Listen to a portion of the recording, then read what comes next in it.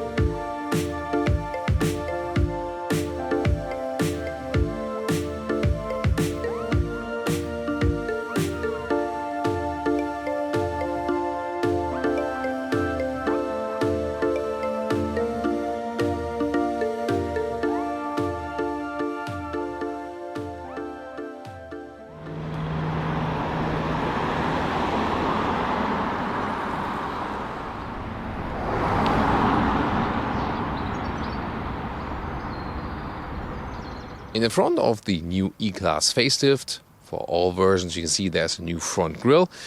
The design change is more crucial with the sedan and the estate for sure, so coupé and convertible don't look that different, but still a little bit more modern in the style. You can see here the base grille already gets the dot structure in the AMG line, then you have the diamond pin grille structure, so it will have, almost the same hardware, but just more shiny dots than in this case. But already a very sporty look here. A nice chrome contrast right there. The headlamps are a little bit slimmer now on the front. New design also. LED is standard. Optional multi-beam LED with high beam function. And there's now just one stripe here, LED daytime running light, but then two dots signalizing this is the E-Class. S-Class will get S-Class will get 3 LED dots. And the C-Class 1, so there will be 1, 2, 3 LED dots to differentiate the models then with dots now. 4.83 meters, 15'8" or 190 inches is the length of the Mercedes E-Class Coupé and also the convertible. So they're both a little bit shorter than the sedan and the estate model. And of course the typical coupé shape is this one here, the falling roofline together with the strong shoulders. And you see, this is a very beautiful car, and I can say that, rather objectively. Of course, it's always a matter of taste, but the reason for that, I want to say that, in an objective style, is there is hardly, playing around with design lines. Look at that.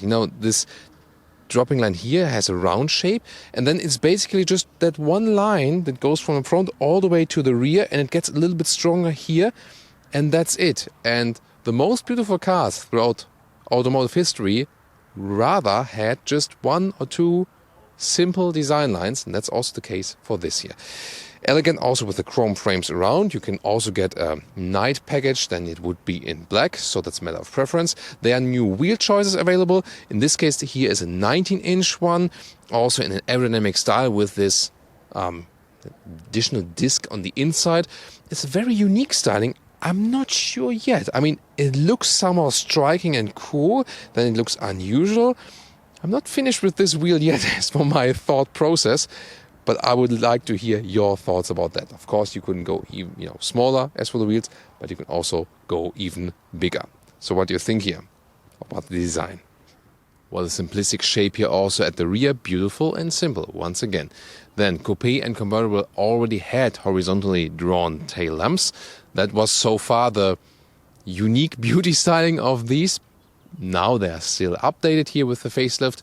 And you can see there's a new LED structure inside. It's also better here 2 layers. So this is then, the standing light, and there will be then the additional braking light. Pretty cool. But then in the lower part, Autogefühl fake exhaust police is active once again. This is pure fake exhaust. Even this is, an an extreme form of fake exhaust, because on the inside there's like this meshed structure. Okay, the rear one is underneath. But besides that, still a very beautiful vehicle. And here now we put this convertible next to it, first of all to show a different color, because it's also available for the Coupe. And also this one has the AMG line front, so you see the diamond pin grille, the brighter one. Same A-form style now in this new front grille. And the AMG line is also a little wider here in the lower part, like this, and has these fake air intakes at the side. You can really see the difference very well. Here, look at that, how high this lower part is. And then that's in a normal non-AMG, here a little bit slimmer, and then also this fake air intake here as well is in a different style right there. So AMG line or this one, the standard one, which one would you go for? And the side profile as comparison of the convertible, you can see still, although it has the soft top, it continues with a very beautiful line. Of course, the Coupe is a little bit more dramatic in this case. Here, by the way, also 20-inch wheels mounted, 20-inch AMG wheels, just another comparison. And we can also open the convertible roof, of course, that you can see how the process works like that. It's of course a rather large convertible, so it takes some time. Here we go, and then we have all the light in. You know, I'm a very big convertible fan, so I just love the coupes from the exterior design, but from the functionality to give you even more, light and air, nothing beats the convertible, does it? Coupe and convertible of the Mercedes E-Class do not get the plug-in hybrid versions and do not get the 63 version as top sporty trim. The 53 would be the sportiest model. In general, 2-liter 4-cylinder and 3-liter 6-cylinder, both for petrol and diesel.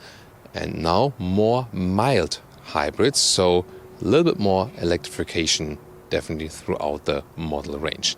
This one here today, our main engine, is a 3-liter 6-cylinder diesel engine, E400D, 340 horsepower, all-wheel drive, rear-wheel bias. There's also a 350D available, 286 horsepower. Then there are also smaller deals, E220D, 194 horsepower, E300D, 265 horsepower. That one with mild hybrid technology, the only diesel. Then the petrols, also from top to bottom, E53 AMG, 435 horsepower all-wheel drive. Then the 3-liter 6-cylinder petrol engine, E450, that's one of my favorite engines, 367 horsepower all-wheel drive. And the smaller ones, 2-liter 4-cylinder E300, 258 horsepower plus MHEV, and E200, 197 horsepower plus MHEV power.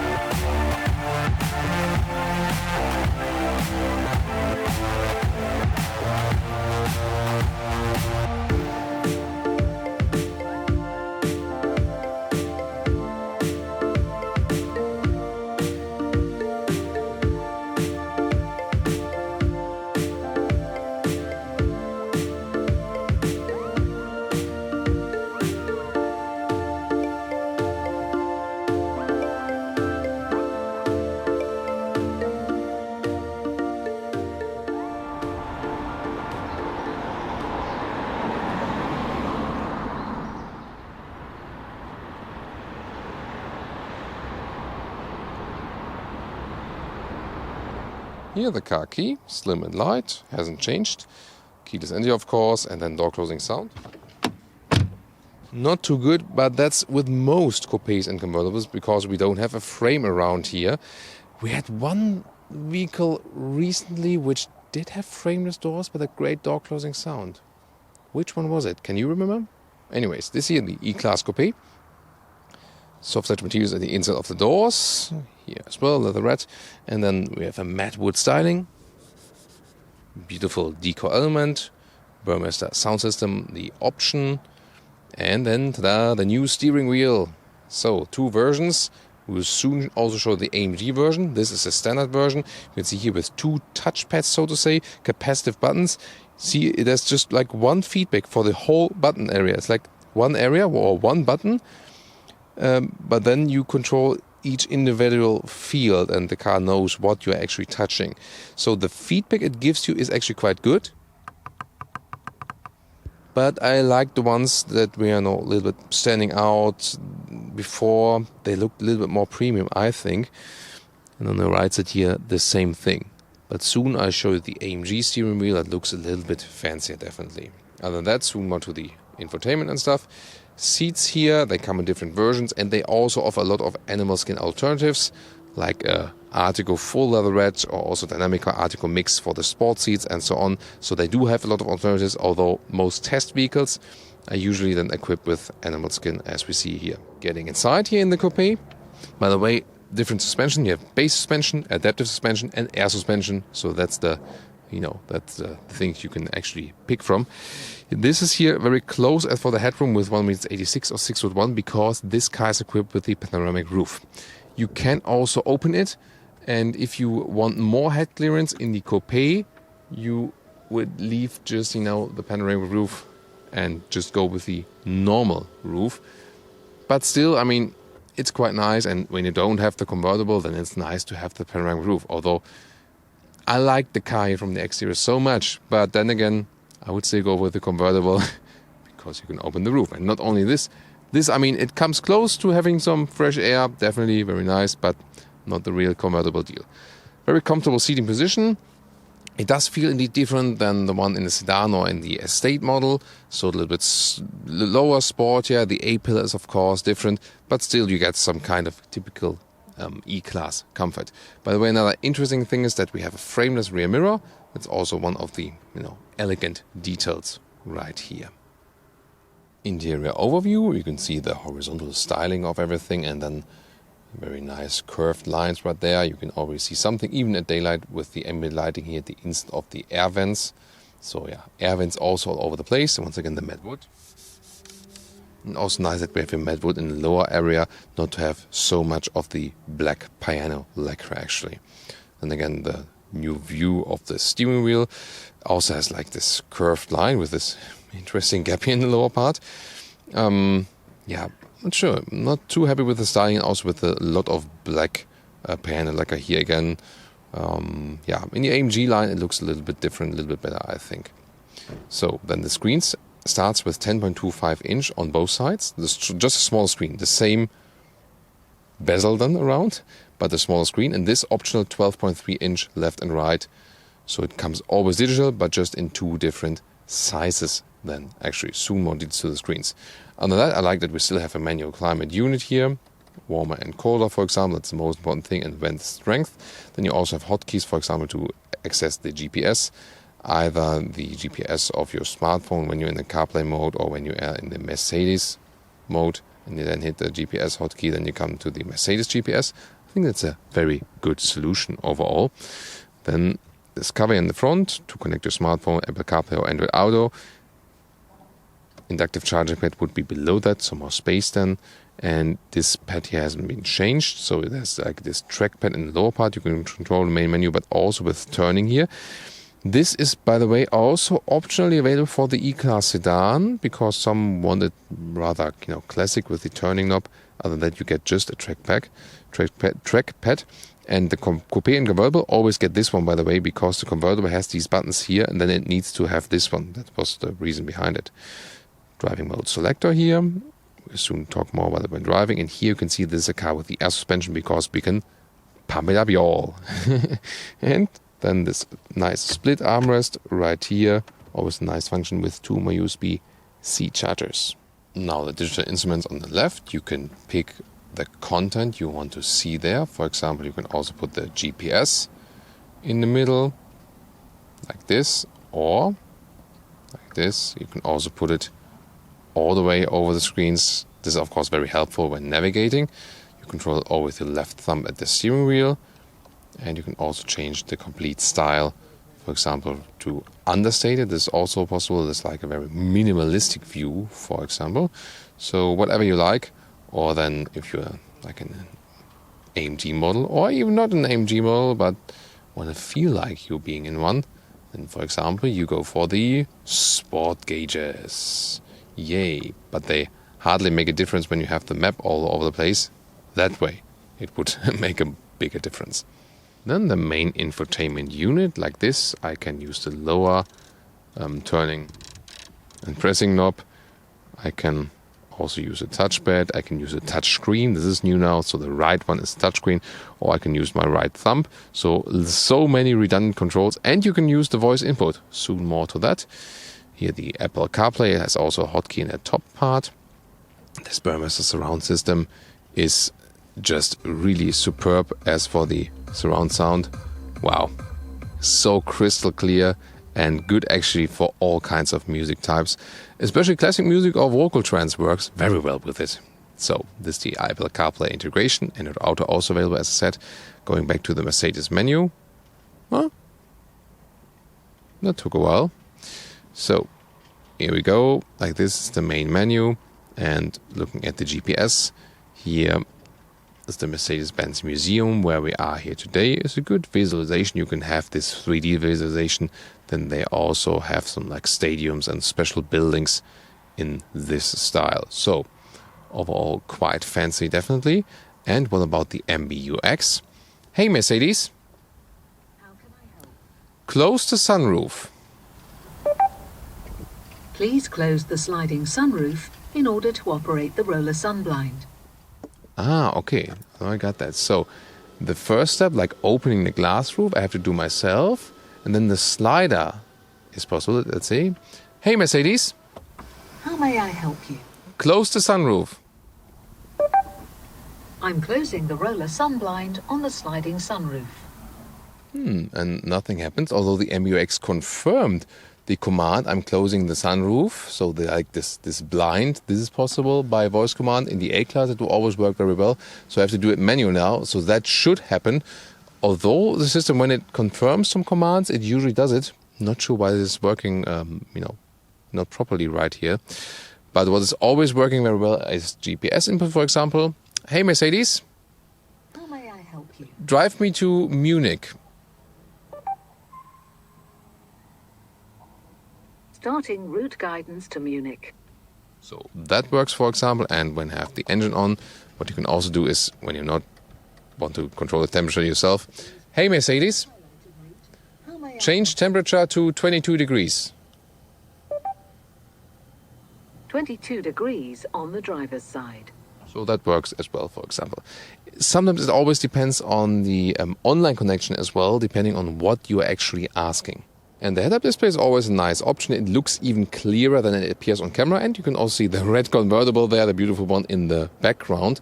So the current speed, allowed speed, and also some GPS input when you have a route set, for example. What about the rear? I smell comments, Thomas in the rear seat at timecode. Coming soon. Here automatically slides forward just a little bit. Then you can take a first look here at the rear area. That looks quite cozy, not too spacious, but it's also not a small coupe, so let's see if you can also carry some people with it. So let's get inside.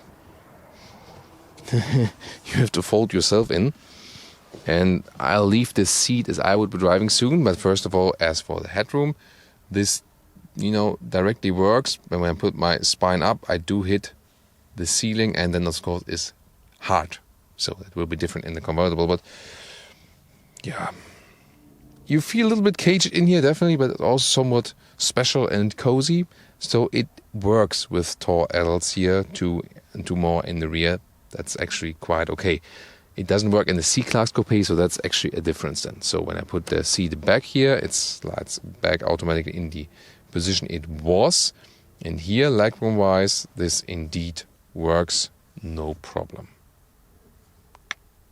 Other than that, we have a ski hatch here in the middle part. We can fold that one down.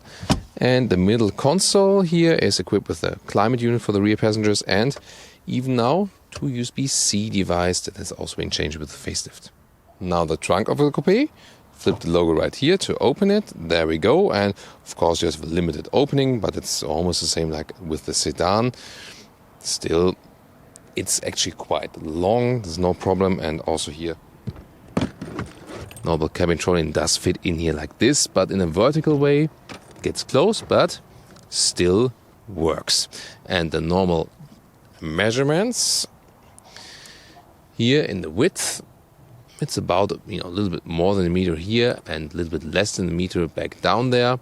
And the normal length here is about a meter. It's about 1.15 meters, by the way, in the sedan and in the estate, so a little bit shorter right here. And the height, this is almost 50 centimeters. That's actually comparable to the sedan. Then we release the seats right here, and then we would have to push it either with the luggage, not possible in this case. Then you have to go around like this, and then can fold the seats. Or just the middle part, the ski hatch actually is also available, as I've shown you earlier. I think I do it with the other side as well, then you have a better clear view, like this. And so you can make your nice luxury convertible also, getting some furniture at IKEA at the weekend or something. Right? And here that works up to 1.75 meters. Again, 50 centimeters missing, 2 meters it's in the sedan and in the estate. And here in the convertible interior, but also again available for the coupe, the AMG line steering wheel for the AMG interior. Then you can see this split right here, 2 horizontal elements with a gap in between. Looks sportier than the flat bottom as well, so definitely a cooler style. If it's better or worse to control, I'm not sure if this is really making a big difference, because the capacitive buttons are more or less the same. Again, the styling I think is pretty cool. Yeah, like the other buttons we had before the facelift, but I think you can get along with it very well. Again, because the feedback they give here, you can see here, is then split. The feedback it gives you is actually quite nice. And the short headroom comparison, coupe and convertible. Well, the thing is, with the coupe today, we have a panoramic roof. And this here, with the convertible, there's plenty of headroom here in the front, also for tall people. Of course, in this case, then way more than with the coupe. But a more fair comparison would be the coupe without panoramic roof to this one then, because the panoramic roof is really costing you, a lot of headroom. And then I think coupe and convertible would be somewhat the same, but I think even in this case, the coupe should offer more headroom even when the roof is closed, and when the roof is open, then you can be as tall as you like.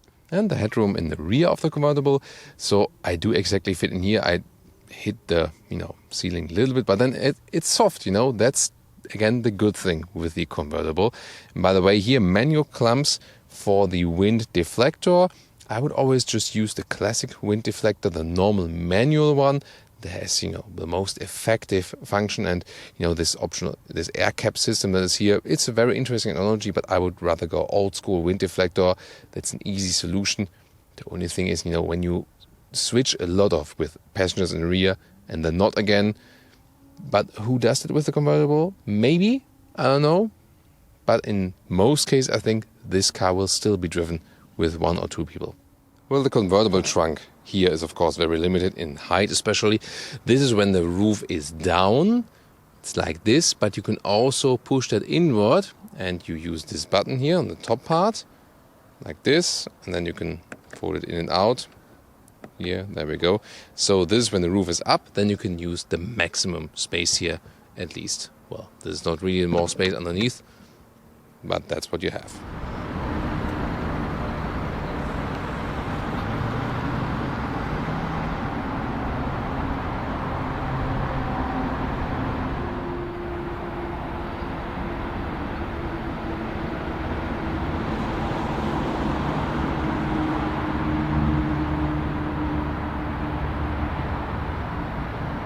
Welcome to Thomas's Driving Lounge with the Mercedes E-Class Coupé in this facelifted version.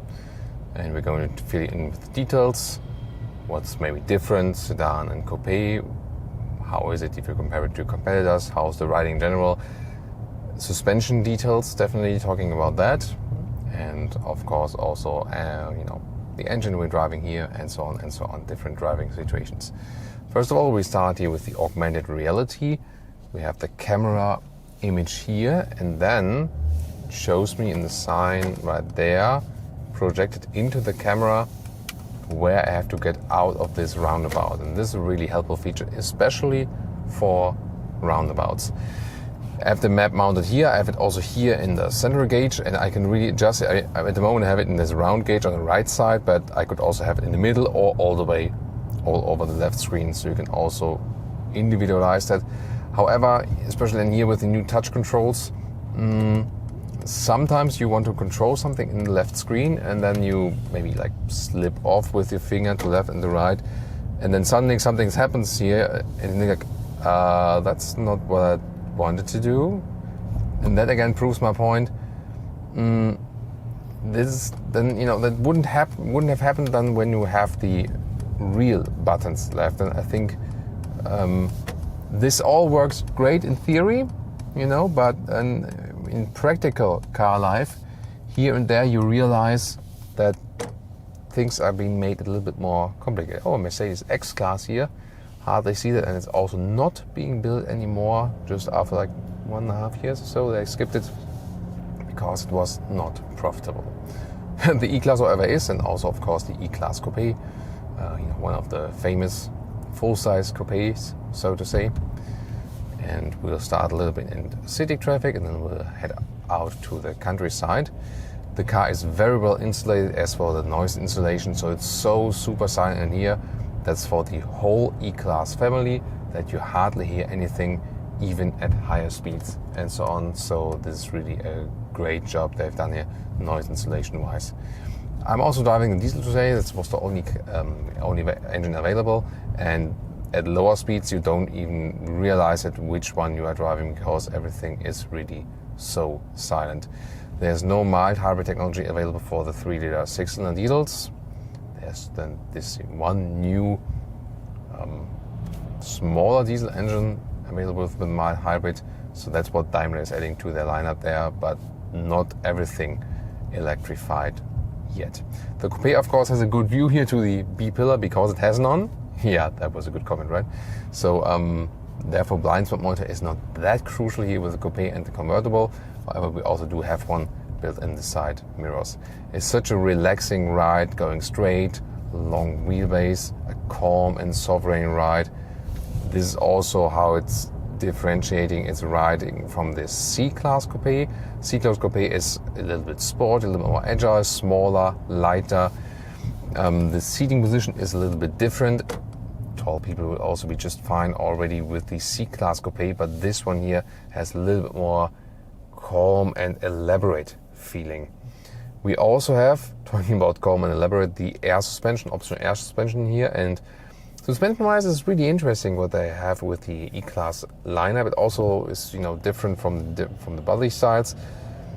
The sedan and coupe and convertible, they start with a standard suspension, which is already an adaptive suspension, but you cannot control it. So it reacts accordingly to what's happening. For example, getting a little bit stiffer when you're high speed in the corner or so, but you cannot adjust it with the driving modes. Then optionally, you can go for adaptive suspension, which then also reacts to your input from the driving modes.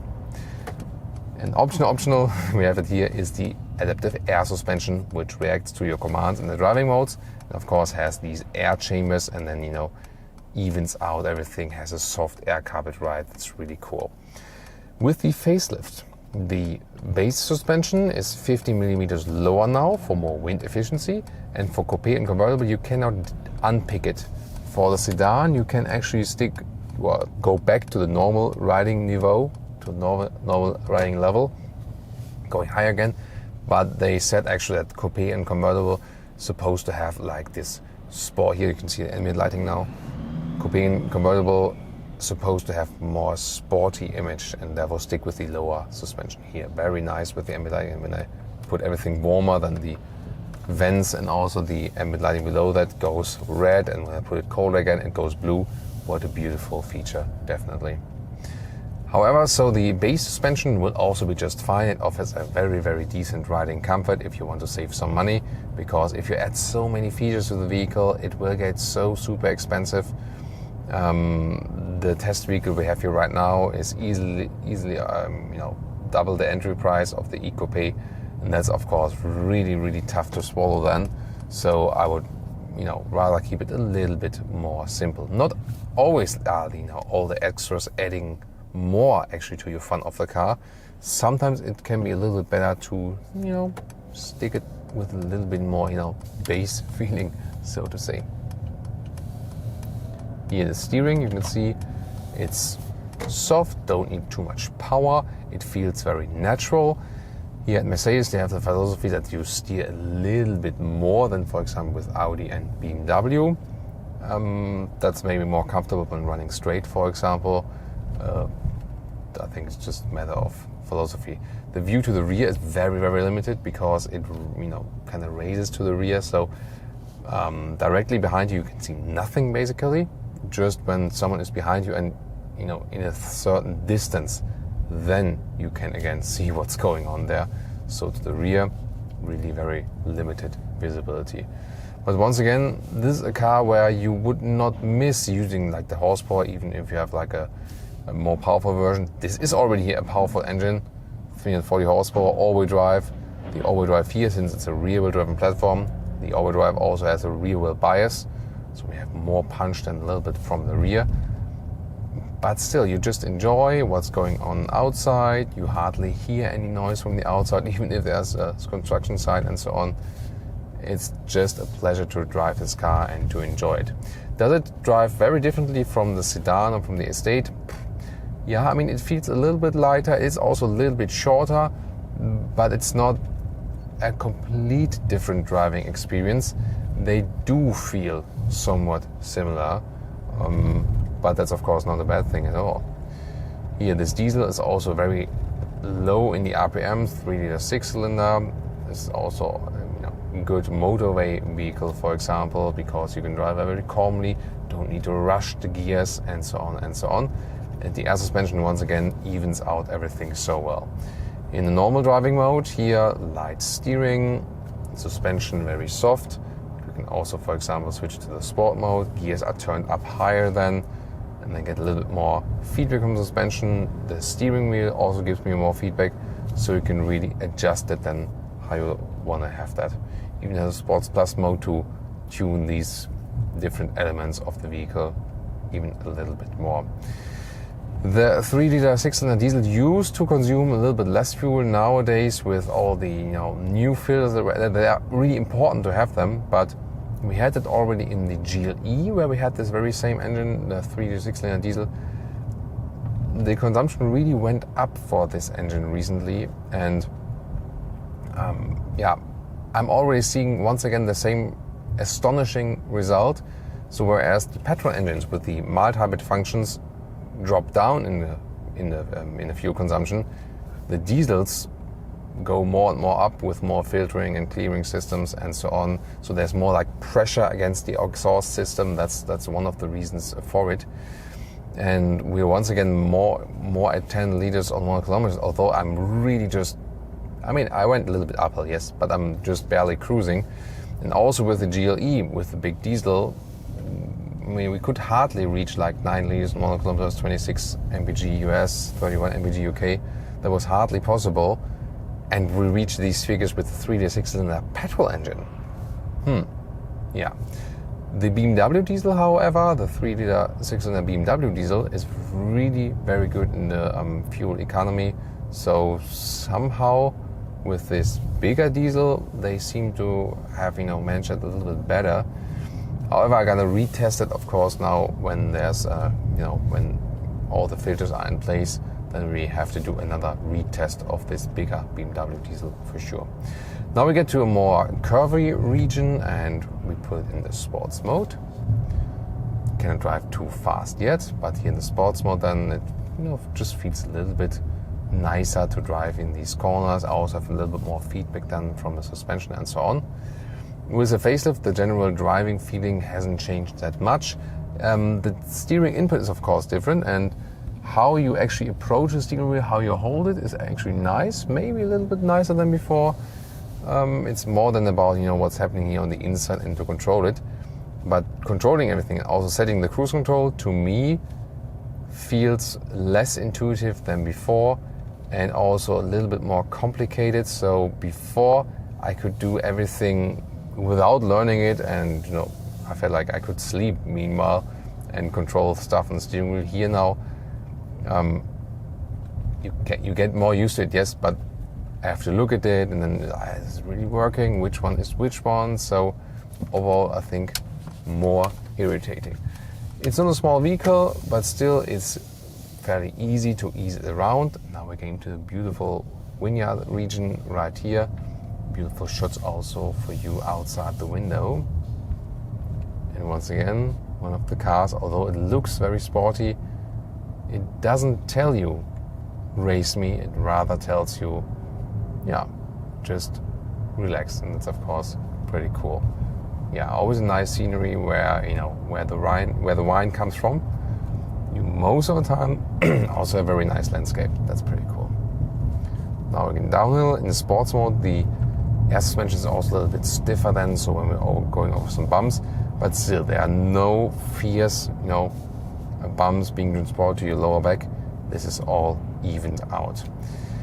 I would not necessarily go, by the way, for the optional comfort seats. I would stick with the base seats or go with the sport seats and with the Dynamica microfiber mix, for example, because when the seats are actually too plush, we also had it recently in the Bentley Continental, then at some point you don't feel like sitting in the seat anymore, but like on the seat. Like I explained it in a way that you sit like on a balloon that is being blown and you don't know, like, do I really fit on the seat or do I have to leave it? So I think when they're too plush, then it's also not that good. So it needs to be definitely a nice compromise. Here, again, pretty relaxed and easy. So well to control this car steering input wise.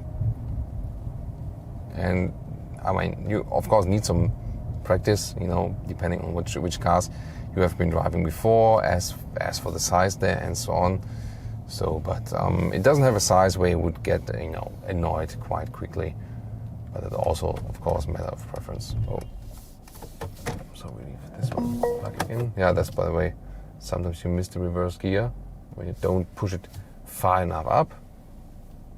I'm not sure why she's complaining. I'm going backwards.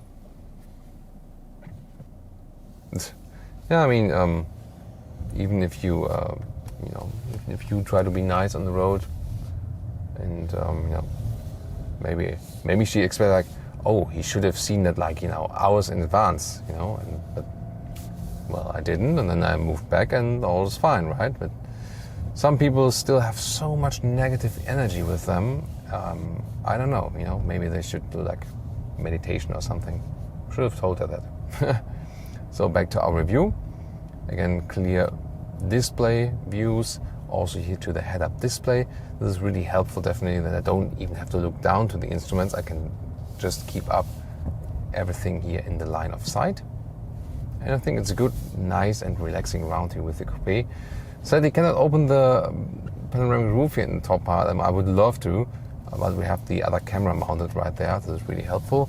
Augmented Reality once again telling me where to go, because it's really tricky to see. So this, for example, one of the technology highlights that they have introduced with the MBUX system that is really helpful. Not always is the technology better. We recently had a big discussion here with the next MBUX generation for the Mercedes S-Class. What stuff is powerful there and what is really not necessary. I think when you have this augmented reality inside the head-up display, that's really cool, you know. But having capacitive buttons in the steering wheel, yeah, not really that, you know, not really that necessary. This diesel here, by the way, is also very powerful, and I hope I'll still get a chance to show that to you. But it's also cool that you can just run it at a very, very calm and steady speed, for example. So, what do you think here about the new Mercedes E-Class as the Coupe? Coupe and Convertible, by the way, they drive almost identical. Of course, it's a very different feeling when you open the top, but, you know, almost the same cars. The Convertible, because it doesn't have like the stiff connection at the roof, needs some more stiffening around the vehicle. That makes it also a little bit heavier, but it's not that you would feel then a massive difference in driving that. This is also a good test, by the way, when there's a construction site and you running over the pavement and so on. And this is yet again so comfortable in this car. Let's put to the comfort mode here once again. Don't want to run over these construction site workers. Just slowly, slowly, slowly. But the gentleman in brilliant blue just enjoys his yeah, that's, for example, again something. I have no idea why some people can just, you know, like stop like a meter in advance. Oh, this is a big hole. So live in Autogefühl. And this now again, like this, you know, attention, bam, wow. In some vehicles, you know, it's like you feel like a harsh bump then in your lower back and like, whoa. But here was like nothing. And they're not the smallest wheels here. We have 19-inch wheels. So there are bigger ones, but there are also smaller ones. But overall, I think this is still a good compromise. So the riding comfort, 19-inch wheels, and with the air suspension, really cool. But as I told you earlier, if you want to save some money, just stick with the base suspension. Then it will be even a little bit more important not to go for the biggest wheels, that you can dampen a little bit with the, you know, with the outs, just with the wheels themselves. This will be very important then as for that. So next city here, there's no pedestrians and so on. Once again, augmented reality guiding me the way.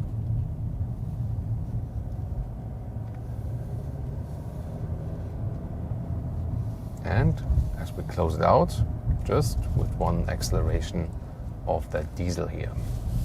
And now here we go, acceleration of the diesel, 32 or let's say 40 kilometers to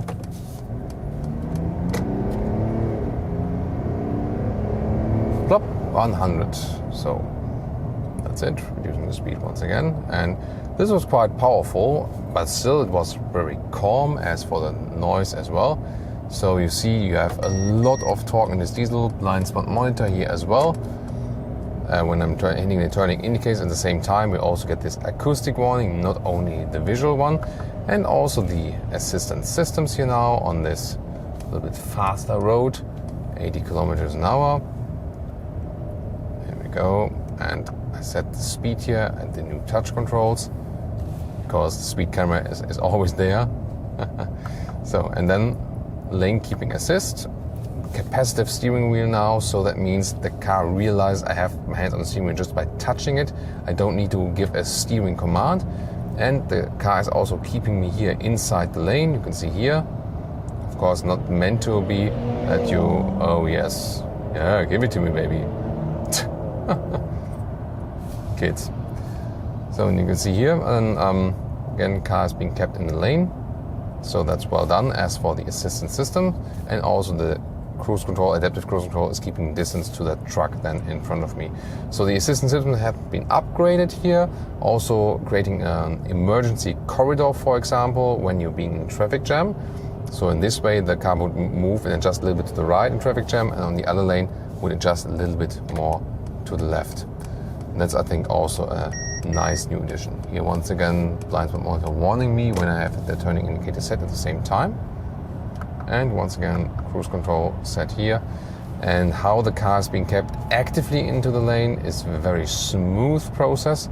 Just the run of road protection. So when you're getting to the, you know, to the side of the road, unintentionally, this is done by brake intervention. You just have to know that, because this then is, you know, a little bit, yeah, surprising.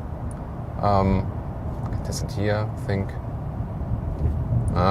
There's not enough space to really test that here, so rather won't do it right here. I think I did it in the E-Klass sedan video, where we saw then that there was brake intervention then on, you know, on this side, and to get you back in the lane. So when you have the active lane keeping assist active, then it's definitely a smoother process. Also, once again, we're driving a little bit faster now. It's like nothing. It's like rolling speed with a normal vehicle, because it always stays silent in here. And even if you drive way faster, it will still be super silent. It's one of the best motorway vehicles, no matter if you go for the sedan or for the coupe or whatever. All E-Klass, definitely, that, you know, that is one of the core elements of this vehicle. So as for driving, maybe then it's a little bit stiffer with the base suspension, you know. Other than that, the facelift changes more about the MBUX system you finally have done here. This is definitely a very good addition. Steering wheel, of course, different. Talked about that, you know, quite a lot of times now.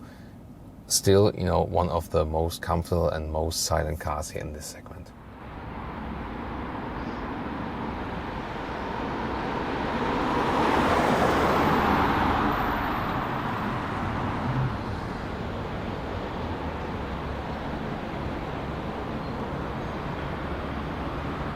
And now to our conclusion for today with the Mercedes E-Class Coupé here as the facelifted version. First of all, yeah, I think really the most beautiful E-Klass there is, with this typical coupe shape, and of course even more in brilliant blue, aka Thomas Blue. With the facelift, of course, the front changes, but I think it looks sportier than before, definitely. The coupe and the convertible already looked sleek at the rear with the tail lamps, but now a little bit more modern style here as well. Well, then the interior changes. A little bit more digitalization, the new MBUX system in the recent iteration. That's, I think, a very good change. The steering wheel here, I mean, yeah, the AMG version looks a little bit better, I think, than the standard one. And you have the new capacitive buttons, for example. You know, 4 capacitive buttons, they give a very good feedback, yes, and it's also very easy to control. So the logic behind the controls has not changed that much. Still, I was more a fan of the physical knobs we had before. What's your take on that? In general, this vehicle is, of course, for a coupe already quite large, so it's not the most versatile one, but it's one of the most comfortable coupes there on the market. So you have this very calm and sovereign riding style you have or know from the sedan, here in this coupe shape. Well, suspension-wise, you can really fine-tune which riding comfort you want to have. Different suspensions to pick from, talked about that. And then you can really vary if you want it a little bit sportier or if you want it a little bit more air carpet ride, for example, and once again with the air suspension. So, and then also electrification for the engines. Not then, of course, here for the 6-cylinder diesel. That's one of the exceptions for that. And of course, at a later stage, we can also drive different engine versions for you. You know, the most powerful engine here is the 53. No plans to put a 63 in a coupe or convertible. You can also tune in 2 more reviews we have of the Mercedes E-Klass. We'll be linked in the video description and in the pinned comment. I hope you enjoyed this one here today. Stay with us. Please subscribe if you haven't done so far.